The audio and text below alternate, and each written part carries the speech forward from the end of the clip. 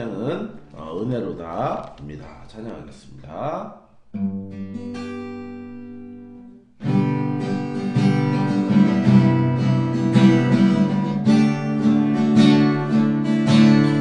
시작됐네. 우리 주님의 능력이 나의 삶을 다스리고 새롭게 하네. 자유하네. 죄와 사망으로부터 나의 삶은 변하고 난 충만하네. 은혜로다 주의 은혜 한량없는 주의 은혜 은혜로다 주의 은혜 변함없는 신실하신 주의 은혜 시작됐네. 우리 주님의 능력이 나의 삶을 다스리고 새롭게 하네. 자유하네. 죄와 사망으로부터 나의 삶은 변하고 난 충만하네. 은혜로다 주의 은혜 한량없는 주의 은혜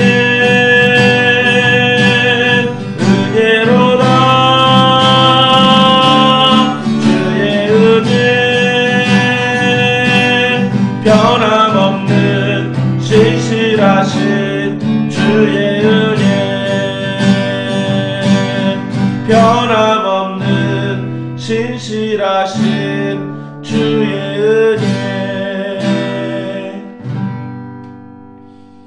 하나님 아버지, 받을 만한 자격이 없는 자에게 주시는 것이 은혜인 줄을 알고 있습니다.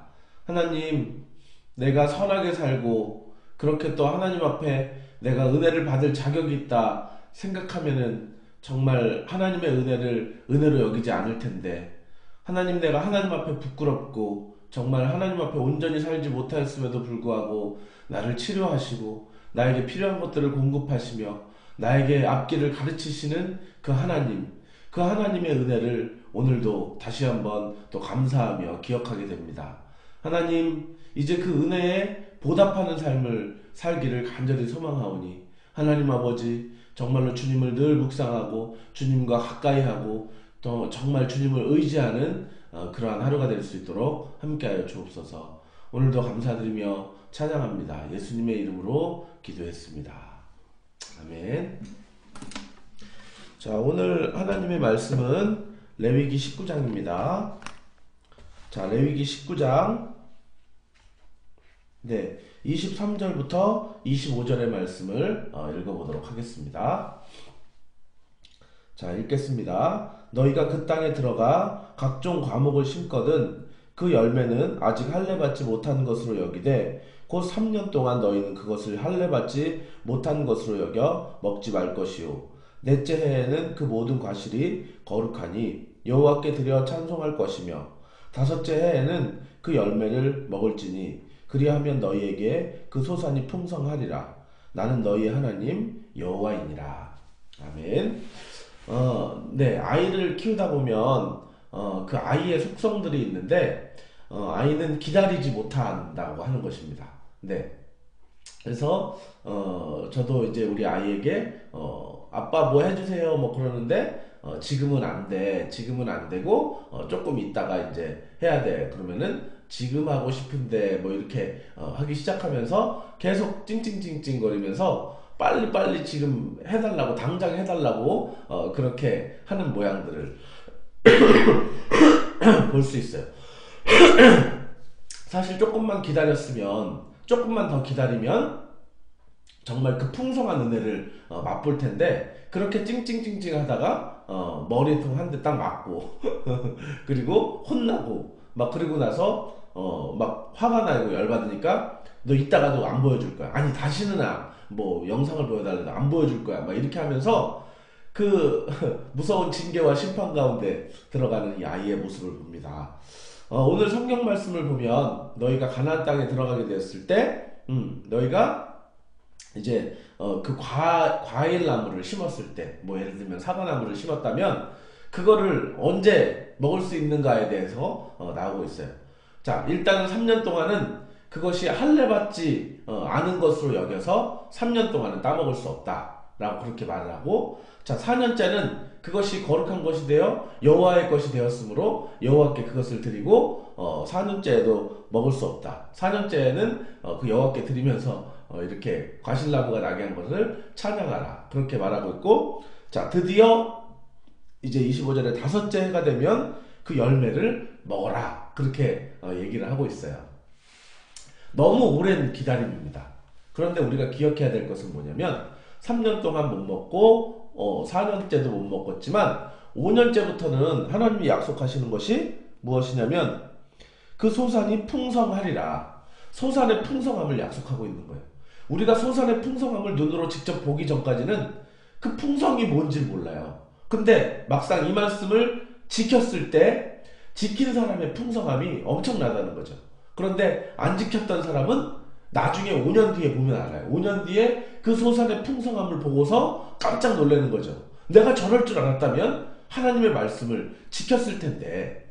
자, 우리는 미리 미래를 보고 사는 사람들입니다. 그렇기 때문에 미리 정말 이 성경 말씀을 통해서 하나님께서 이렇게 하시겠다는 그 약속을 믿는다면 그것을 믿음으로 나가는 것인데, 우리가 어린아이와 같은 신앙일 때 이 말씀을 믿지 못한다는 거예요.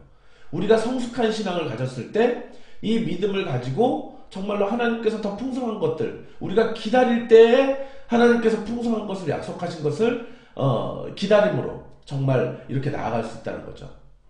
뭐 우리 청년들 결혼 문제도 그렇습니다. 이렇게 기다리지 못하고 계속 하나님한테, 하나님이 분명히 우리에게 짝을 허락하실 것이고, 또한 하나님이 우리의 허락한 필요한 때에 그렇게 하실 것인데 계속해서 징징징징대고 기다리지 못한다면은 정말 풍성한 소출은 고사하고 이 징계가 있을 따름입니다.